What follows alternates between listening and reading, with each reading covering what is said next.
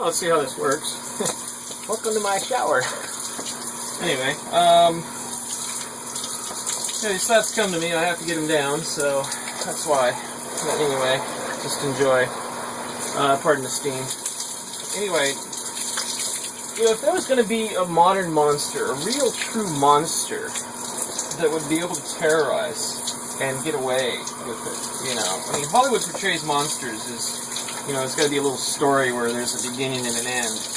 But what if there wasn't? What if it was ongoing and continuous? What if there really were monsters? God, it is really good to see me.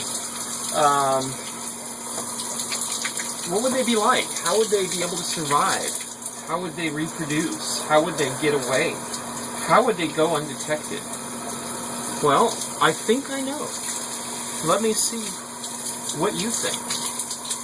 What if these monsters, they were real monsters.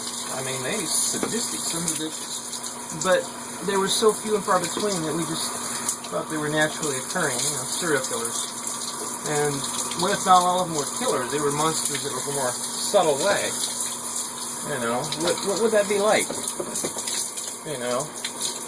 Well, the monster I'm describing, the modern zombies, for lack of a better word, these are real monsters. And they reproduce. I think what maybe what would be way to characterize it is that this in a some kind of a, I don't know, some kind of a spiritual virus or something maybe that just spreads through close contact. I don't know. What I do know is that this actually spreads through development. They raise each other into being. They create each other spontaneously during development. But they can also create others like them who have gone beyond the point where they can't lose this important stage of development, this empathy. These zombies are people without empathy. And they spread. And, in our modern world, in a society, in civilization, where people cooperate, work together, this is a very, very bad thing. This makes them into real monsters. Hitler, Mussolini, Franco, let's see, probably Alexander the Great, all the Caesars, many of your more terrible kings. These are all psychopaths. And there are others like them too. Your captains of Wall Street, your heads of all your major cutthroat corporations, all your oil industry executives. These are all monsters. They're the same people. They have the same affliction, the same thing in them that makes them monsters. Every single one of them has this. And that's why I call them zombies. So, and they, again, they reproduce, they can spread, they can create others like them, but they're also easily cured once we understand them. So, I mean, does this make sense? That this would be a modern-day monster. Something so subtle that it's there, but not really detectable as a monster. I mean, like I said, Hollywood portrays things in the extreme. They wouldn't portray this very accurately according to reality. They've got to put everything in a 2-hour format. So try to think about it. Think about zombies that existed for a long time. They're very subtle. It's something we can discover. It's something we can, we have the science to uncover and whatnot. But, imagine back in the day when we didn't have all this knowledge. We didn't know anything about psychology. These people were real monsters back then. These were the boogeymen.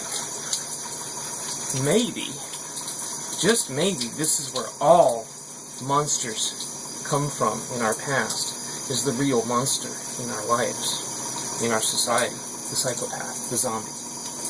Maybe vampires were the Romanian version because they felt the spiritual connection between, or their connection between their spirit and their blood. I don't know.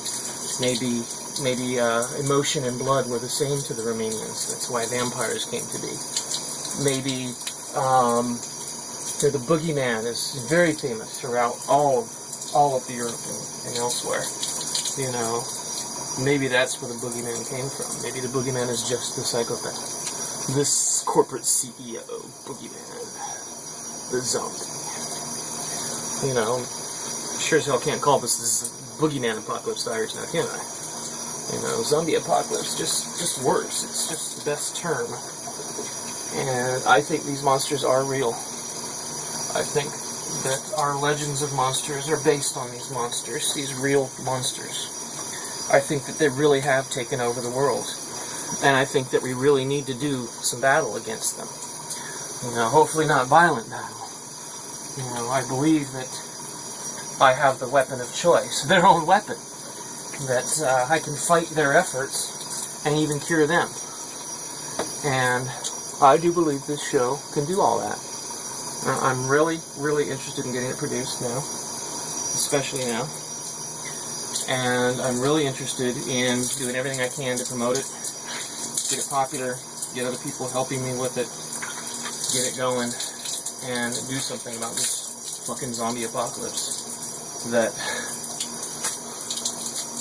I really honestly didn't know it was truly real. I mean, I thought it was just a lack of moral reasoning, a lack of empathy that led to moral reasoning, you know, or regression of moral reasoning. I didn't realize that it was all along. It was actually the zombies.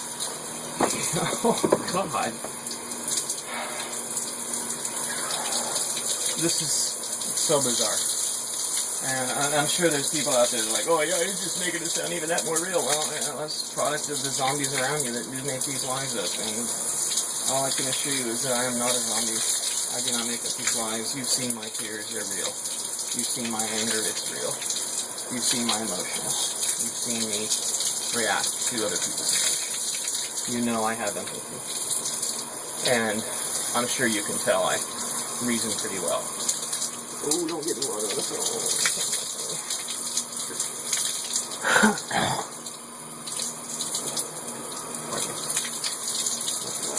Anyway, yes, I am showering on my boat, by the way. Isn't it nice? I got a really nice shower on my boat. Oh, shower. Really, really hot water. But, yeah, you know, my cheap little 65-foot sailboat. Cheap little life. Tracking down monsters. So, what can you do? You know, I've told you about these monsters. I keep telling you about these monsters. What can you do? Now that I know more about it, now that I know what's really going on, that there actually are actual, real zombies. Yeah, what can you do? Well, the same things I've been telling you. Learn to think for yourself. Learn to reason morally. Learn to be empathetic. Learn to sense other people's emotions. You can still learn it. I don't think it ever is too late to learn empathy.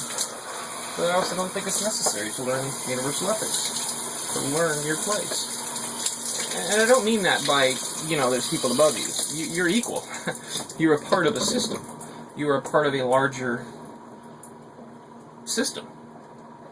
The universe, the galaxy, the solar system, the planet, the climate, the ecosphere, the environment, the biosphere, the species, the kingdom of animals, the living beings, the living inhabitants of the earth, you know, the people of the earth, the people of this country, and so on, and down into the parts of our bodies that are independent systems in and of themselves, probably even free thinking. You know, we're very arrogant. We believe that life is as we define it, as ourselves. You know, that if it's not like us, it's not life. And you know, that's how these vegetarians, for example, justify their existence, believing that killing plants is somehow more moral than killing animals. It's a living being. You're killing and eating whatever you're killing and eating. You know. Well, anyway, I gotta dry off. So, hope you enjoyed the shower. I sure did.